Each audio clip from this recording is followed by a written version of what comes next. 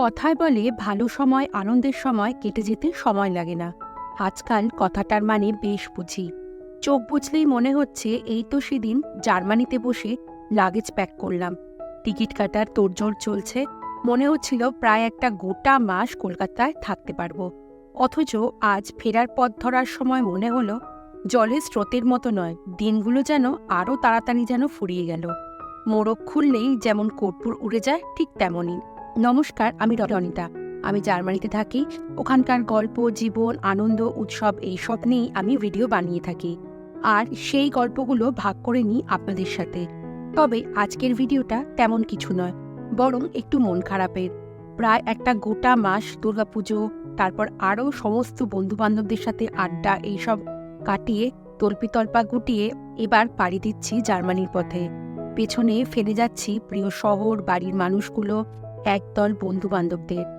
আর সাথে নিয়ে যাচ্ছি প্রিয় শহর, প্রিয় মানুষদের সাথে হই হই করে কাটিয়ে দেওয়া সময়গুলোর অনেক অনেক ছবি, বলতে পারেন অনেক অনেক স্মৃতি। তো এবার পাড়ি দেব আকাশপথে। আর আজকেরই গল্প আপনাদের সাথে আমি শেয়ার করব আজকের এই ব্লগে। তাহলে চলুন শুরু করা যাক আজকে আমার এই ব্লগ।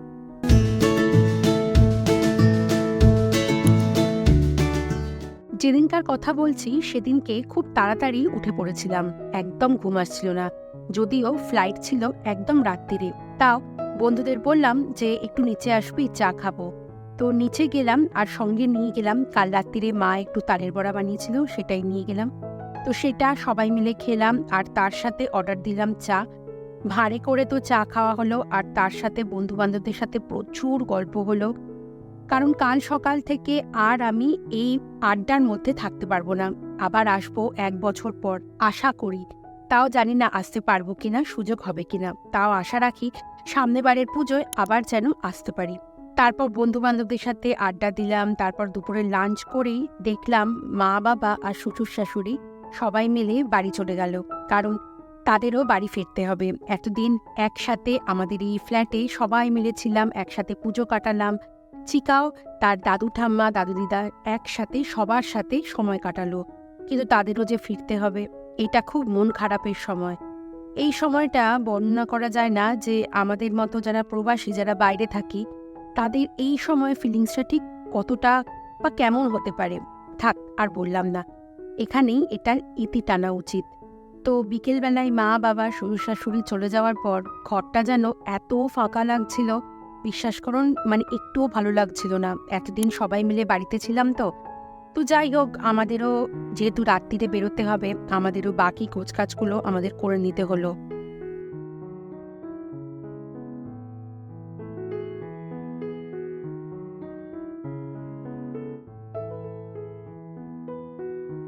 আমাদের একদম শেষ মুহূর্তের প্রস্তুতি চলছে, আর দেখতে পাচ্ছেন কত ব্যাগ হয়েছে। আমাদের আসলে 3টে টিকিটে 75 কিলো অবধি আমরা নিয়ে যেতে পারবো, মানে 25, 25, 25, 3টে 25 কিলো অবধি, আবার মানে 75 কিলো অবধি আমরা নিয়ে যেতে পারবো। আর ওদিকে আমাদের যেহেতু রাত্রির 3:30 ফ্লাইট, তো মোটামুটি 12টার দিকে বাড়ি থেকে বেরিয়ে যেতে হবে। আর নিচে এসে দেখি আমার সোসাইটির বান্ধবীরা নিচে এসে দাঁড়িয়ে আছে আমাকে সি অফ করবে বলে। উফ, এই সময় ফিলিংসটা জাস্ট বলতে পারবো না। একদিকে অসম্ভব ভালো লাগছিল যে এত রাত্রিরেও ওরা জেগে আছে আমাকে সি অফ করবে বলে, প্লাস মনে হচ্ছিল আবার কবে আসতে পারবো, আবার এদের সাথে একটু বসে আড্ডা মারবো, ভালো সময় কাটাবো। যাই হোক, সত্যি সত্যি ভালো সময় তো আর বেশি দিন থাকে না, আমাদেরও চলে যেতে হবে। ওদিকে দীপাঞ্জন বাকি যে লাগেজগুলো আছে সেগুলো নিয়ে চলে আসছে। এই বেরোবো, আর কি বেশি আর কিছু এই সময় বলতে ইচ্ছা করে না। যাই হোক, আমাদের এবার বেরিয়ে পড়তে হবে। আমাদের এই রাজারহাটের ফ্ল্যাট থেকে এয়ারপোর্ট যেতে রাত্রিরে খুব একটা বেশি সময় লাগে না, মাত্র ওই 20 থেকে 25 মিনিট। আর যেহেতু রাত্রি 3:30 আমাদের ফ্লাইট, তো মোটামুটি বলে 3 ঘন্টা আগে চলে যেতে। তো আমরা মোটামুটি 12:30 বাজেনি, তার আগেই ঠিক পৌঁছে গেছি। তো এখানে চলে এসেছি এবং এসে একদম লাগেজ ফাগেজ দিয়ে দিয়েছি। যা বোর্ডিং পাস নেওয়ার সেগুলো নিয়ে নিয়েছি। কাজগুলো খুব তাড়াতাড়ি সেরে রাখলাম। আর যেহেতু রাত্রিরের ফ্লাইট, তো সেই জন্য আমাদের সিকিউরিটিতে বেশি টাইমও লাগেনি, আর ইমিগ্রেশনেও খুব একটা বেশি টাইম লাগেনি। তো আমরা এখন চলে এসেছি একদম যেখানে আমাদের গেটের সামনে, যেখান থেকে আমাদের ফ্লাইটটা ছাড়বে। আমরা এসেছি অমৃতাদের সাথে এবং ফিরছি অমৃতাদের সাথে, মানে টোটাল আমরা 6 জন একসাথে ফিরছি জার্মানিতে। তো আমরা এখানে এসে একটু সবাই মিলে আড্ডা মারছিলাম। যদিও সবার বেশ মন খারাপ, এতদিন পরে মানে বাড়ির লোকদের ছেড়ে চলে যেতে হবে, কিন্তু কি আর করা যায়। তো এখানে এসে দেখলাম যেহেতু রাত্রিরের ফ্লাইট মোটামুটি ভর্তি, আর দেখছি আশেপাশে কিন্তু প্রচুর লোকজন। আর আমাদের ফ্লাইট যেহেতু কাতারে, তো দেখছি রাত্রিরের ফ্লাইটেও কিন্তু অনেক লোকজন কাতারে যাচ্ছে। তো ফ্লাইটটা দেখলাম বেশ ভর্তিই ছিল, মোটামুটি একটা সিটও খালি ছিল না। আর আমি একটু পা ছাড়ার জন্য একটু আশেপাশে ঘুরে বেড়াচ্ছিলাম, কারণ আস্তে আস্তে যত রাত হচ্ছিল, 2:30 পৌনে 3টে বাজছে, তখন বেশ ঘুম পাচ্ছিল। কিন্তু যেহেতু আমাদেরকে বোর্ডিং করতে হবে, সেজন্য ঘুমানোর তো কোনো চান্স নেই। চিকা খুব টায়ার্ড হয়ে গিয়েছিল শেষের দিকে, চিকা জেগেছিল বটে, কিন্তু ফ্লাইটে উঠেই তারপরে আর পারিনি, কারণ ফ্লাইটটা ছেড়েছি প্রায় 3:50। তো সেক্ষেত্রে চিকা ঘুমিয়েই পড়েছিল ফ্লাইটে। এই কলকাতা ছেড়ে ফাইনালি পাড়ি দিলাম জার্মানির পথে। প্লেন যত উপরে উঠছে ততই বড় বড় বাতি জ্বালা শহরটাকে টুনি বাল্ব দিয়ে সাজানো আমার ঘরটার মতো হয়ে যাচ্ছে।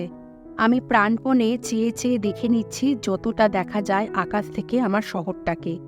আর কদিন পরই তো দিওয়ালি, তবে এই দিওয়ালিতে আমি এই শহরে থাকবো না। ঘরে ফেরার গল্পগুলো যত আনন্দের হয়, ফিরে যাওয়াটা ঠিক ততটাই কষ্টের। আমরা সবাই জানি ছুটি আবার পাবো, আবারও আসবো, তবুও তারপরেও কেমন যেন একটা মন খারাপ হয়। যাই হোক, আমাদের ফ্লাইটে ওঠার পর মোটামুটি 4টে সাড়ে 4টে নাগাদ আমাদেরকে খেতে দিয়ে গেছে। তো খাবার দাবার দেখে সত্যি বলতে কি একদম খেতে ইচ্ছা করছিল না, ঘুমও পাচ্ছে। একটু অরেঞ্জ জুস খেলাম, আর তার পাশাপাশি দেখছি ম্যাপটা, যেহেতু আমরা দেশ ছেড়ে চলে যাচ্ছি, তো মনে হচ্ছে ম্যাপটা একটু দেখে নিই নিজের দেশটাকে। তো মোটামুটি যা খাবার দাবার দিয়েছিল সেগুলো একদমই খেতে ইচ্ছা যেহেতু করছিল না, সেজন্য আর খাইনি। তো আমরা ঘুমিয়েই পড়েছিলাম। তারপর যখন ঘুমটা ভাঙলো তখন দেখলাম বেশ ভোর হয়ে গেছে, আর আমরা যেহেতু পূর্ব থেকে পশ্চিমে যাচ্ছি, তো দেখলাম ভোরটাও বেশ তাড়াতাড়ি হয়ে গেছে। তো এই যে দেখতে পাচ্ছেন কি সুন্দর ভোরের আলো চারিদিকে ফুটেছে, ভালোই লাগছে। তারপর মোটামুটি 4.5 থেকে 5 ঘন্টা পর দোহার টাইম অনুযায়ী ওই 6:30 নাগাদ আমরা দোহাতে পৌঁছে গেলাম। আর এসেই দেখলাম এখানে যেহেতু ইন্টারন্যাশনাল এয়ারপোর্ট, তো প্রচুর লোকজন, সকালবেলা একদম ভর্তি, সবাই যেন কি এনার্জেটিক হয়ে আছে। কিন্তু আমাদের যেন এনার্জি আর আসছেই না। তবে চিকা আর রাইন যেহেতু দুজনে রয়েছে, সেই জন্য আমাদের মানে মন মরা হয়ে থাকলে তো হবে না, ফিরে যেতে হবে, সেই উদ্যমে আমাদের ফিরে যেতে হবে, সেটাই আমাদের মেন লক্ষ্য।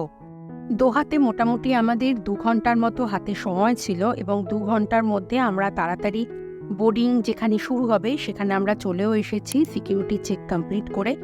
আর এখানে যেহেতু বেশ গরম, তো বাইরে এখন টেম্পারেচার বলছে প্রায় 27 ডিগ্রির মতো, আর বোর্ডিং স্টার্ট হবে খুব তাড়াতাড়ি। আর আমাদের ফ্লাইটটা এখান থেকে ছাড়বে 8:40 নাগাদ। তো এই যে সামনে যে ফ্লাইটটা দাঁড়িয়ে আছে ওটাতেই আমরা উঠবো। আমরা ফ্লাইটে উঠেও পড়েছি, আর এখন বাজে প্রায় 8:30টার মতো, আর এই ফ্লাইটটা ছাড়লো বলে। আগের বারে দোহা শহরটাকে খুব একটা ভালো করে দেখা হয়নি, তো এই ফ্লাইটটা যখনই ওপরে উঠলো তখন একটু দোহা শহরটাকে দেখছিলাম। দোহা শহরটা শুনেছি খুব ল্যাভিশ শহর, যেমন দুবাই ঠিক সেরকমই দোহা শহরটা। তো ওপর থেকে দোহা শহরটাকে দেখে কিন্তু বেশ ভালো লাগছিল। অনেকক্ষণ ধরে তাকিয়েছিলাম যে দোহা শহরটা কেমন হবে। চলুন এবার আমরা ফিরে যাই আমাদের ফ্লাইটে কেমন কি খাবার দাবার দিল। তো সকালবেলা ব্রেকফাস্টে আমি আগেই নিয়ে নিয়েছিলাম একটুখানি অরেঞ্জ জুস, তবে অরেঞ্জ জুসের জায়গায় দেখলাম আমাকে ম্যাঙ্গো জুস দিয়েছে, তবে খেতে বেশ ভালো ছিল। এবার যেগুলো খাবার দাবার দিয়েছিল সেগুলো বেশ ভালো ছিল, মানে আমাকে দেখি সকালবেলা দিয়েছে পরোটা আর একটা ওই তরকারি, যাতে একটুখানি চিকেন ছিল আর সঙ্গে ছিল মাটন। তো একটু স্পাইসি আর একটু তেল মনে হলো, তবে পরোটাটা বেশ ভালো ছিল, আর তার সাথে যে মুসটা দিয়েছিল সেটা বেশ ভালো ছিল। তবে সকালবেলা পরোটা তরকারি ব্যাপারটা একটুখানি বেশ হেভি হয়ে যাচ্ছে বলে আমি তরকারিটা আর খুব একটা খাইনি। তো পরোটাটা খেয়েছি, তবে একদম খেতে ইচ্ছা করছিল না, মনে হচ্ছিল কতক্ষণে বাড়ি পৌঁছাবো। আর চিকা তো খুব টায়ার্ড ছিল, চিকা তো সকালবেলা কিছু খেলোই না, আমার কোলেই ঘুমাচ্ছিল, তারপরে দীপাঞ্জনের কোলে ঘুমিয়েছে, মানে ও মোটামুটি ওর ঘুমটা ঘুমিয়েই নিয়েছে। সামনের স্ক্রিনে বারবার করে দেখে যাচ্ছি যে ডুসেলডর্ফ পৌঁছতে আর কতক্ষণ বাকি। তো এখন দেখলাম আমাদের ফ্লাইটটা ভিয়েনার ওপর দিয়ে যাচ্ছে। তারপরে স্ক্রিনে বারবার করে দেখছি যে এখন কোথায় দিন, এখন কোথায় রাত্রি, ইত্যাদি ইত্যাদি। তো চিকা অনেকক্ষণ পর ফাইনালি উঠে পড়েছে।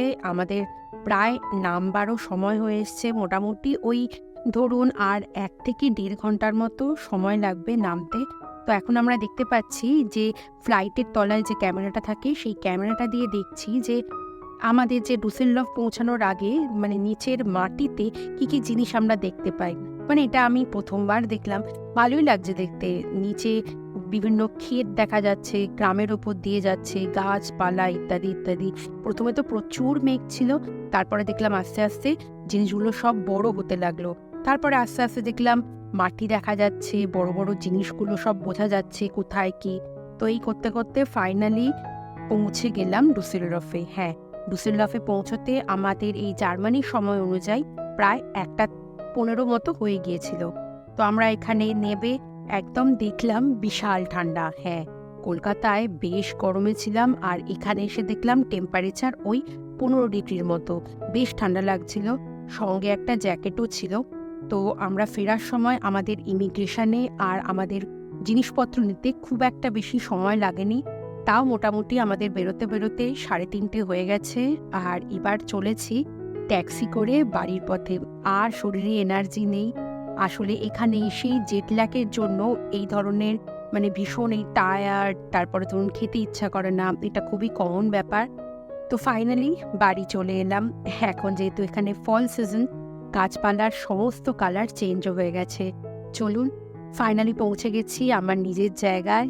আবার এখান থেকে নতুন নতুন ব্লগ শুরু হবে। আশা করি এই ব্লগ আপনাদের আজকে ভালো লেগেছে। ভালো লাগলে প্লিজ একটা লাইক করে দেবেন। ইউটিউব থেকে দেখে থাকলে আমার এই চ্যানেলটাকে সাবস্ক্রাইব করে দেবেন, আর ফেসবুক থেকে দেখে থাকলে আমার এই পেজটাকে ফলো করে দেবেন। তাহলে চলুন, দেখা হবে আবার পরবর্তী কোনো ব্লগে। ততদিন পর্যন্ত আপনারা সবাই ভালো থাকবেন। বাই।